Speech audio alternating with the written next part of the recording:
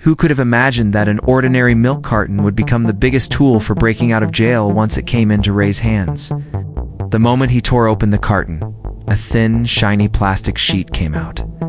At the right moment, he carefully pressed that sheet onto the password lock outside the jail gate. When the guard typed the passcode, all his fingerprints were captured clearly on that sheet, using the elimination method. Ray quickly figured out the correct password combination. But the real challenge was still ahead: how to reach the lock from inside. Ray soaked toilet paper in water, rolled it into small balls, mixed it with toothpaste, and created a sticky paste. Then he wrapped it inside a large paper sheet and made a strange sticky tool. But to do all this, he had to avoid the cameras. Ray had already studied the guard's routine in detail. Every time the guard locked him in the cell, he went outside to smoke and kill time. During those 7 minutes, the monitoring room remained empty. This was Ray's best chance. Ray knew that to escape a prison, 3 things were essential. First, complete knowledge of the guard's routine. Second, understanding the exact structure of the prison. And third, having a reliable partner outside. He had mastered the first 2. He had also identified a weak point near the jail, a fire station attached to the prison wall. Ray knew the exact location of the black cell too. Once everything was set in his mind, he put his plan into action. He intentionally attacked a prisoner and injured him. Just as he expected, the guards punished him by throwing him into the black cell. When the guard came to give food, the password was only for digits, which Ray cracked in seconds. As soon as he exited the black cell, he hacked the monitoring system and looped a 1-minute old footage so the guards would notice nothing. Next, he located the ventilation pipeline connected to the fire station. While the guards were busy smoking, Ray crawled through the pipe and slipped outside. Outside, his partner was already waiting.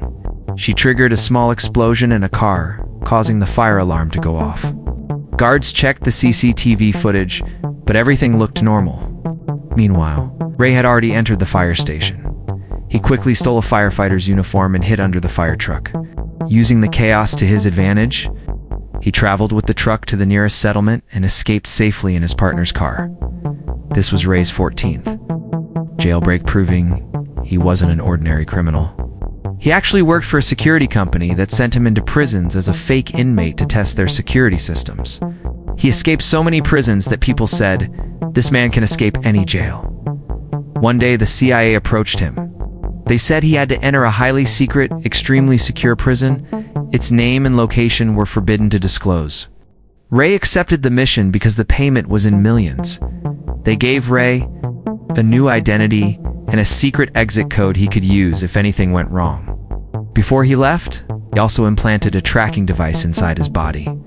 Soon the day arrived when he had to get himself arrested, but suddenly, some unknown men kidnapped him, shocked him with electricity, removed the tracking device, and knocked him unconscious. When he woke up, he found himself inside a strange prison where every room was made of glass and cameras were everywhere. All prisoners were kept under 24-hour surveillance. The entire jail was suspended in the air, making it impossible to dig an escape route. Ray instantly realized he was trapped in a dangerous situation. He tried using the secret exit code, but the warden was a twisted man. Without listening, he locked Ray again. It soon became clear the warden was connected to someone who hated. Ray noticed the guards were heavily armed, wearing black masks and outnumbering the prisoners. They beat and tortured inmates whenever they felt like it. There was also a horrific torture room, blinding lights, extreme heat. But despite the pain, Ray examined every inch of it. He then noticed a steel plate on the floor with a nail attached. At that moment, an idea struck him. After getting out, he realized he needed someone's help. Just as he started observing people, a man named Tyson approached him and asked straight, "What do you need?" Ray didn't hide anything. He said, "I need a shiny iron sheet that can reflect light. If you get me that, we're partners," Tyson agreed. He went to the warden and started insulting him. The angry warden punished him with water torture. During that chaos, Tyson secretly removed the drain cover from the torture room and later handed it to Ray. Ray thought, "This guy is smart," impressed. He revealed his true identity. "I'm a jailbreak expert." He also explained his analysis. This prison was vertical, meaning it was built underground. When Ray was in the torture room, he heard water beneath the floor, likely a water pipeline they could use to escape. After that, Tyson intentionally took on the Marco brothers, the jail's biggest bullies. Meanwhile, Ray hid a piece of bread in his palm. And just as Marco's men created chaos inside the prison, and according to the plan, both Ray and Tyson were thrown into the torture room. The moment they entered, Ray quickly removed the drain cover and used its reflection to focus heat onto the metal nails. Because of the high temperature, the nails began melting and breaking free, one by one, within seconds. Ray removed all of them. Then he put a piece of bread in his mouth and signaled Tyson to distract the guard. Tyson started his act, and the warden's attention shifted towards him. At that moment, Ray stuck the wet bread on the CCTV camera so that nothing inside could be seen. He climbed through the floor and entered the pipeline, crawling his way forward. Unfortunately, he accidentally snapped a wire, causing water to leak out. When he finally reached the top, the ground beneath his feet vanished. This prison wasn't underground at all. It was actually a massive structure floating in the middle of the ocean. Escaping from such a place was almost impossible. Meanwhile, leaking water started flooding the prison, so the inmates in the torture room were released. Luckily, Ray returned in time and avoided being spotted by the guards. But a new problem awaited him. The warden found the melted nails on the floor and immediately understood that Ray tried to escape. He made a phone call, and the shocking truth came out. It was Ray's own business partner, Lester, who had betrayed him and got him trapped in this secret prison just for company greed. The next day, torture clouds gathered over Ray again. Every time he tried to sleep, the guards woke him up and beat him brutally. Days passed like this. Ray remained exhausted, unconscious, and shattered. Seeing his condition, the guards began taking him to the medical room every day.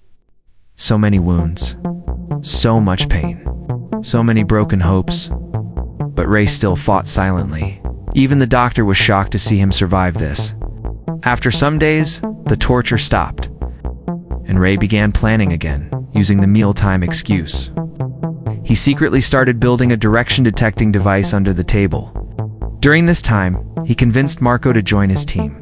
Now all three together built a powerful plan.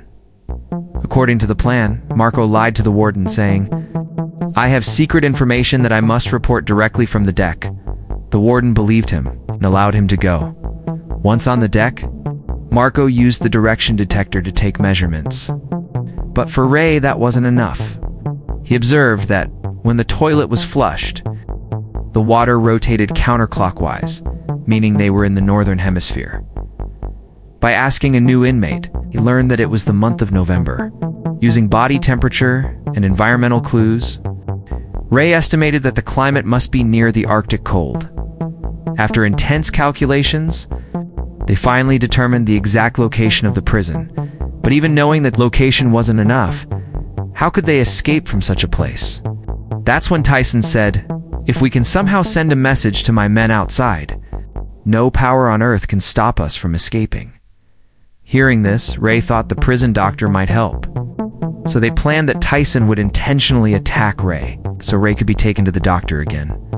Ray kept pretending to be sick for days, and was repeatedly sent to the medical room. The doctor, unable to watch Ray suffer anymore, agreed to help. The truth came out. The doctor was also serving a life sentence there. He promised to reconnect Ray with his family. He secretly transmitted Ray's message to Tyson's men outside. Everything was ready. That night, the warden saw Ray tapping something on the wall. It was Morse code. When the warden decoded it, it said, "A riot will break out tomorrow morning in cell block C." The warden panicked and instantly tripled the security in block C. But little did he know, that was Ray's masterstroke. The real riot was planned in Ray's own block, where only 2 guards were present.